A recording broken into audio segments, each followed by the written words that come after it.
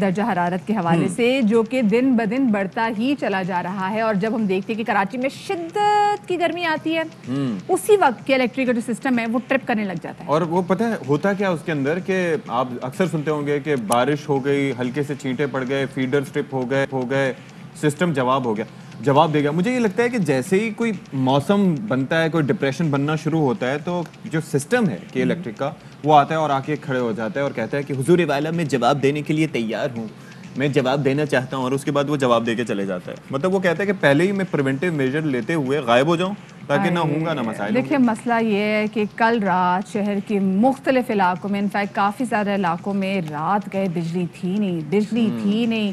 شہری ہماری طرح رات بھر جاگتے رہے، اور بجلی سے متاثر علاقوں میں آپ کو بتاتے چلے کہ P I B colony, F C area, Nusrat Bhutto colony, Khwaja Ajmer Nagri, Yousuf good بلدیہ اتحاد کالونی. اور اگر کسی علاقے کا نام ہم مس کر رہے ہوں تو آپ بھی ہمیں بتا سکتے ہیں. اگر آپ کے علاقے میں لائٹ گئی ہو اور ہمیں نہ پتا ہو تو آپ ہمیں ٹویٹ کر سکتے ہیں. اچھا، بجلی کی اس طویل بندش پر لیاری کے مکینوں نے بھی جو کل کی الیکٹرک کے دفتر کے باہر رات کے احتجاج بھی کیا، لیکن ظاہر ہے لوگ پریشان ہیں. And this is a very serious issue, کیونکہ وفاق کی جانب سے بھی ہم کہتے ہیں کہ کہا یہ جاتا ہے کہ جو نیشنل گرڈ سے ان کو سسٹم میں سپلائی دی جائے گی 650 میگا واٹ پہلے ملتی تھی. پھر کے الیکٹرک کا جو اپنا سسٹم ہے اس کو اپ گریڈ کرنے کے حوالے سے باتیں ہوتی ہیں کہ جناب اپ گریڈ کیا جائے گا تو پھر ایک کسی کی بھی مدد کی یا کسی بھی ان پٹ کی ضرورت نہیں ہوگی، اور کے الیکٹرک ظاہر ہے کہ خود مختار ادارہ ہے تو وہ بجلی پیدا کر پائے گا. یہ سمجھ لیکن میں ایسا ہو نہیں رہا. رہا. Not only in Karachi, Lahore میں بھی ایگزیکٹلی ہم یہ سچویشن دیکھ رہے ہیں کہ وہاں پر الیکٹریسٹی جو ہے وہ بہت سارے علاقوں میں ایک دم سے گل ہو جاتی ہے، یعنی کہ بتی گل ہو جاتی ہے.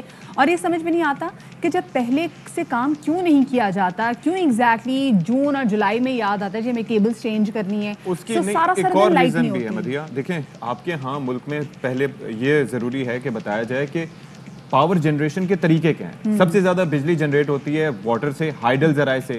ہائیڈل ذرائع کا مطلب یہ ہے کہ آپ پانی سے بجلی پیدا کرتے ہیں. اچھا، یہ جو مہینے چل رہے ہیں مارچ، اپریل مئی، اس کے بعد جون کے بعد تو صورتحال بہتر ہو جاتی ہے مونسون کی وجہ سے، لیکن اس سے پہلے بارش کم ہوتی ہے، پانی کا فلو کم ہوتا ہے، ٹربائنز کم چلتے ہیں، بجلی جو ہے اس کی جنریشن اتنی نہیں ہوتی.